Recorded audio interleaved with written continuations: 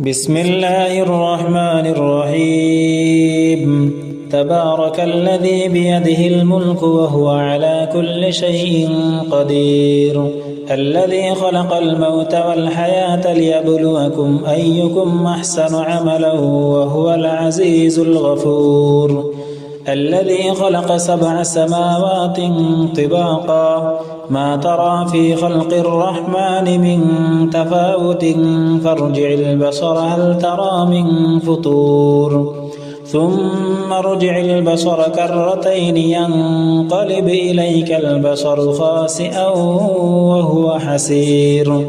ولقد زينا السماء الدنيا بمصابيح وجعلناها رجوما للشياطين وأعتدنا لهم عذاب السعير وللذين كفروا بربهم عذاب جهنم وبئس المصير إذا ألقوا فيها سمعوا لها شهيقا وهي تفور تكاد تميز من الغيظ كلما ألقي فيها فوج سألهم خزنتها ألم يأتكم نذير قالوا بلى قد جاءنا نذير فكذبنا وقلنا ما نزل الله من شيء إن أنتم إلا في ضلال كبير وقالوا لو كنا نسمع أو نعقل ما كنا في أصحاب السعير فاعترفوا بذنبهم فسحقا لأصحاب السعير إن الذين يخشون ربهم بالغيب لهم مغفرة وأجر كبير وأسروا قولكم أو اجهروا به إنه عليم بذات الصدور ألا يعلم من خلق وهو اللطيف الخبير هو الذي جعل لكم الأرض ذلولا فامشوا في مناكبها وكلوا من رزقه وإليه النشور أأمنتم من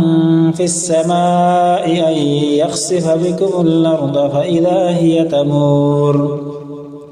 أم أمنتم من في السماء أن يرسل عليكم حاصبا فستعلمون كيف نذير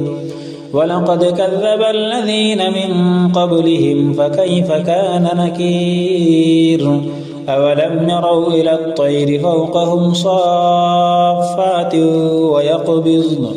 ما يمسكهن إلا الرحمن إنه بكل شيء بصير أمن هذا الذي هو جند لكم ينصركم من دون الرحمن إن الكافرون إلا في غرور أمن هذا الذي يرزقكم إن أمسك رزقه بل لجوا في عتو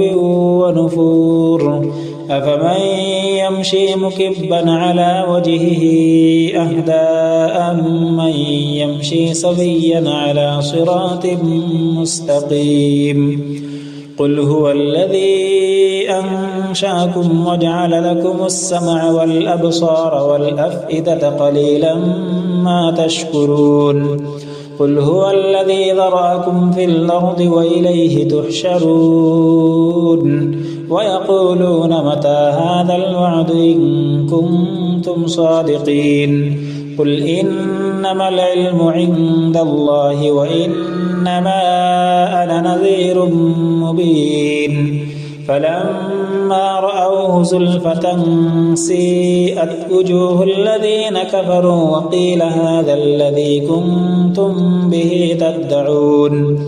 قل أرأيتم إن أهلكني الله ومن معي أو رحمنا فمن يجير الكافرين من عذاب أليم قل هو الرحمن آمنا به وعليه توكلنا فستعلمون من هو في ضلال مبين قل أرأيتم إن أصبح ماؤكم غورا فمن يأتيكم بماء معين بسم الله الرحمن الرحيم تبارك الذي بيده الملك وهو على كل شيء قدير الذي خلق الموت والحياة ليبلوكم أيكم أحسن عملا